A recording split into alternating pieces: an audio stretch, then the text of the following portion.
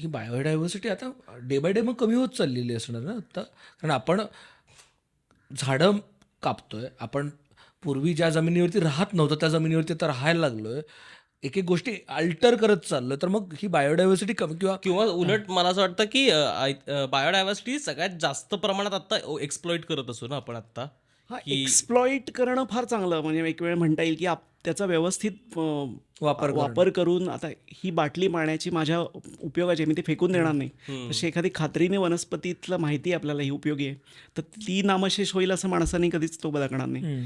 तर एक्सप्लॉईट करणं किंवा त्याचं सस्टेनेबली युटिलाइज करणं वेगळं. आणि ज्या आपले, मी म्हणलं तसं, अनेक वनस्पती प्राण्यांच्या जाती आपल्याला माहितीच नाहीत, बुरशांच्या जाती, त्या हळूहळू नामशेष होत आहेत. हाच मोठा प्रश्न कारण आहे. का माहिती नाही त्याचा. माहिती नाही, उपयोग माहिती नाही. वाव, हे आणि असा किती विचित्र आहे ना की आपल्याला माहिती नाही, म्हणजे त्याची किंमत कळत नाही तोपर्यंत, जोपर्यंत हिऱ्याची किंमत कळली नाही तोपर्यंत तो फक्त कार्बनचा तुकडा होता. कार्बनचा तुकडा होता. अनेक त्याची उदाहरणं देता येतील की ही समजा एक हां. रबर, हां. अशी उदाहरण घेऊ आपण, की ते परत म्हणलं तसं कोलंबस जेव्हा अमेरिकेला गेला त्यानंतर ह्या अमेरिका, उत्तर आणि दक्षिण अमेरिका खंडाचा आपल्याला शोध लागला. आता परत शोध लागणं, मग अशी जो शब्द आपल्याला म्हणलं, आपल्याला कळलं की ते होतं. तिथं माणसं होती, हां. ती माणसाचा आपण टिकाव, अशा वातावरणातही आपल्याला टिकाव झालेला आहे किंवा आपण टिकून राहिलेलो आहे, की तो सायबेरिया ते नॉर्थ अमेरिका कनेक्ट करणारा आईस ब्रिज होता. हां. आणि त्याच्यावर पहिली माणसं त्या उत्तर अमेरिकेत, मग दक्षिण अमेरिकेत पसरली. आणि आपल्या जगाला, म्हणजे जुनं जग जे म्हणतात, आफ्रिका आहे, एशिया आहे, युरोप आहे, ऑस्ट्रेलिया, यांना काहीच माहीत नाही की असं काही खंड तिथं आहेत अस्तित्वात. आणि तिथं एक रबर नावाचं प्लांट होतं ब्राझीलमध्ये, त्याचं बोटॅनिकल नावच हिविया ब्राझिलेन्सिस म्हणून आहे. आणि त्या लोकांना, ते स्थानिक लोकांना माहिती होतं, ते त्यांचे जे कपडे, काय वस्त्र असतील, त्याच्यावर पावसाळ्यात कोट करून घ्यायचे त्या रबराच्या चिकाचा. चपलांवर, पायांवर एक आपण कसं साचा तयार करतो ना, तसे साचे तयार करून घ्यायचे आणि त्याचं चप्पल करून वापरायचे, शूज करून वापरायचे.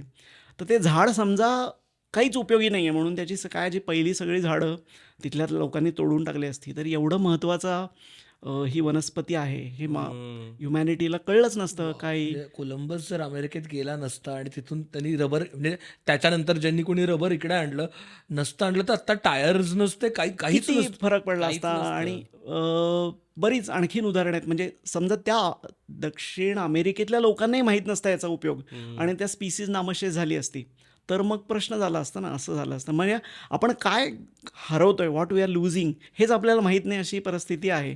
आणि नवनवीन गोष्टी सापडत राहतात. म्हणजे जैवविविधतेतून, उदाहरणार्थ, हे उत्तर अमेरिकेतलंच आपण बोलतोय, तर मी एक आणखीन इंटरेस्टिंग उदाहरण देतो की आपल्याकडं जुन्या जगाचा एक फार महत्त्वाचा रोग, ज्यांनी खूप पॉप्युलेशन माणसाची वर्षानुवर्ष कंट्रोल केली, ते म्हणजे मलेरिया.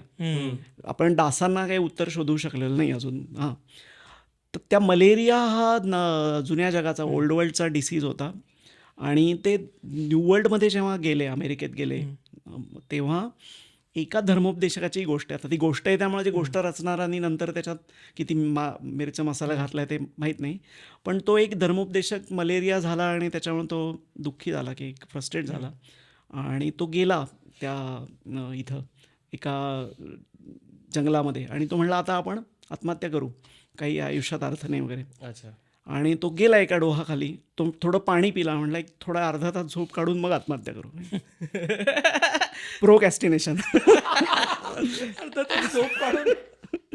तर नंतर ते पाणी पिलं होतं त्यांनी त्या डोहातलं, आणि मग तो जेव्हा उठून बसला तेव्हा त्याला खूप तरतरीत वाटत होतं. आणि तरतरीत वाटलं, त्याच्या लक्षात आलं की या पाण्यात काहीतरी गुण आहेत, म्हणून त्याने आणखीन ते पाणी पिलं. आणि इथं फार महत्त्वाचं बरं का, माणूस हा, ही जाती, मी तर बघताना ही स्पीसीज आहे जगातली असंच बघितलं पाहिजे, बायोलॉजिस्ट असल्यामुळं, ही जात इतरांपेक्षा वेगळी कशी आहे इथं कळतं. तर फक्त हे कोणीतरी, तो आता धर्मोपदेशक होता म्हणून, हे कुठल्या तरी वरच्या शक्तीनं, जे आपल्याला दिसत नाही, तिने मला वाचवण्यासाठी म्हणून त्याच्यात औषधी गुण उतरवलेत वगैरे त्या डोहातल्या पाण्यात, असा त्यांनी विचार केला असेल. पण त्याच्या जोडीनं अजूनही जो ऑब्जेक्टिव्ह विचार आहे, की तिथे एका सिंकोनाचे झाड होतं, त्याची फांदी त्या झाडाची पडली होती त्या डोहामध्ये, त्याचे गुण उतरले असणार आहेत असं त्याच्या लक्षात आलं. आणि मग त्यांनी ती साल जी आहे ती लोकांना खायला द्यायला सुरुवात केली आणि मलेरिया बरा करायला सुरुवात केला. वाव. त्या गंमत अशी आहे की आपण मराठीत गाणं आहे ना, प्रश्न आणि उत्तर असते शेजारी शेजारी शेजारी, तसं दरवेळी नसतं. तर हा रोग होता जुन्या जगाचा, ओल्ड वर्ल्डचा, आणि याची किल्ली होती नॉर्थ अमेरिकेमध्ये. त्याच्यामुळे आत्ताच्या कुठल्या प्रश्नाच्या किल्ल्या कुठं लपलेल्या आहेत हे आत्ताच आपल्याला सांगता येत नाही. वाव. किती भारी. म्हणजे मी आता विचार करतो, हरारे म्हणतो आपण ऑस्ट्रेलियात गेल्यानंतर त्याची जैवविविधता संपवून टाकली. गेल्या 400 वर्षात ती काहीतरी 4 लाखावरनं काही हजारांवरती आणली. मेगा एक्सटिंक्शन झालेले आहेत मेगा ऑस्ट्रेलियात. एक्सटेन्शन झालं. म्हणजे किती आपण किती किल्ल्या हरवून बसलोय. बरोबर आहे, अगदीच अगदीच. आणि मी तर नेहमी असं म्हणतो की कुठलाही प्राणी आहे ना, त्याकडे तुम्ही हा वेगळा आहे असं बघूच नका. तो आपल्यासाठी काम करतोय.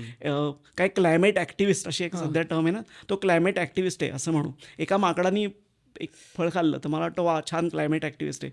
उद्या हे त्या माकडाच्या विष्ठेतून ते फळ पडणार, त्याचं एक झाड तयार होणार, आणि आपण गाड्यातून सोडलेला कार्बन डायऑक्साईड ते झाड घेणार.